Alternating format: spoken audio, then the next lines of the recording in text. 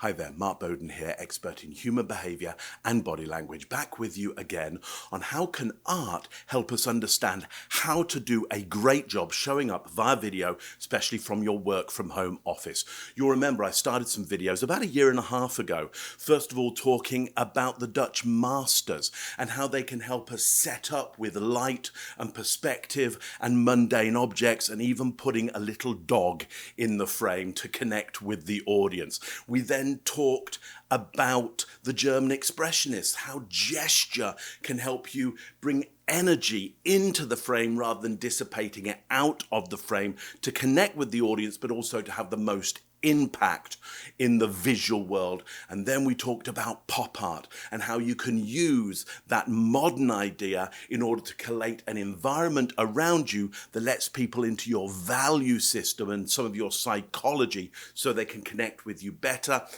People said they really enjoyed that. People actually said that it really changed the way they thought about video. Even just recently, Julian Mather, who has this great little manifesto on about how to do great video, said that especially the pop art piece really gave people an idea that they could break the rules. And in many ways, some of art is about that. And so that's what we're going to talk about specifically today around the young British artist, the YBA, and most specifically, the enfant terrible Damien Hirst. Now, I want to show you a piece by Damien Hirst. Here we go. This is Opium 2000. What can this tell us about setting up our environment? Here's what Hirst says about it. And he says this in his book, On the Way to Work, which is a great book on art. And if you want to read a book that can help you understand a lot about art, but also how to express yourself, On the Way to Work is a great book to read. Damien says this shouldn't work. There are too many colors in it. It defies art theory about color. It defies color theory. This should be a total disgusting mess, and yet in Damien's words, it's beautiful. What does that tell us about the backgrounds that we have? Well, for example, people even told me, you've got too many books in the background, they're all different colors, it's a complete mess. Yeah, it should be. But it isn't, is it? Well, you got all those cushions in the background and there's too much going on. It should be a mess. Yeah, it should be, shouldn't it? But it isn't. You can break the rules. And by breaking the rules, you work out that there is always some joy in there. There is always some connection. Those colors shouldn't go together, but they do. Let's have a look at this one. This is one of Hirst's spins. It's unnamed. It's part of the beautiful series that he did of spin paintings. Again, his words, not mine.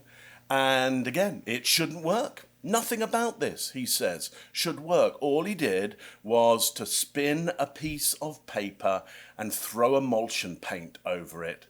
And this is what happens. And it shouldn't work out like this, but it does. Again, people constantly say about my work, but you shouldn't do that. You can't do that. They give me all the reasons why. I'm too close to the camera. I gesture too much. You can't do that. It's not acceptable.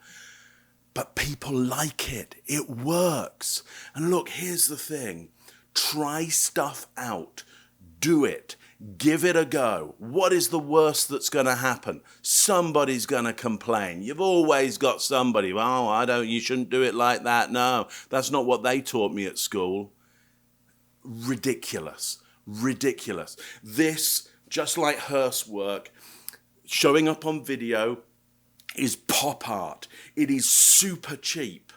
Like the worst that happens is you spend some emulsion paint and a record deck and a piece of paper and it doesn't work out. But the best that happens is you make something extraordinary and it changes some people's lives for the better. All people's lives? Probably not. That'd be amazing, wouldn't it? But that's not likely to happen. Some people's lives, possibly. Look, I made a little video for you as well. I had to take a trip down to Miami, had a client there. Thanks, Brian, for getting me down to Miami for Orem. I really appreciate it. And it gave me a chance to stop off at one of my favorite pieces of Damien Hirst's work. I want you to take a look at that and see what you think.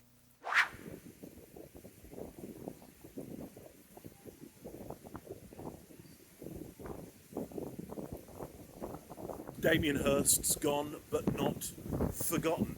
It's a mammoth skeleton that has been covered in gold leaf. And I think what Hirst might be saying is you can take something that would be in any museum, incredible as it is. Most museums across the world, natural history museums, are going to have one of these.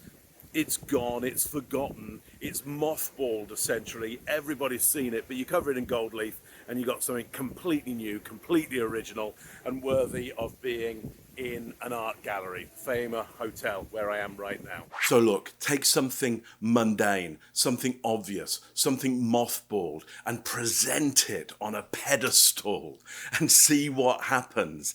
Take things and put them together that people say or you know shouldn't work and see what happens. Take the mundane and usual elements that are around you and throw them together and see what happens. If you make a mistake, it's not going to be critical. If you have critics out there, allow them to do it. The critics' words are tomorrow's chip wrapper, as we used to say in the UK. It's gone and forgotten. The next day is the day to make another video and communicate more and more and more and just get better and more beautiful at what you do. Mark Bowden, expert in human behavior and body language. Catch you around.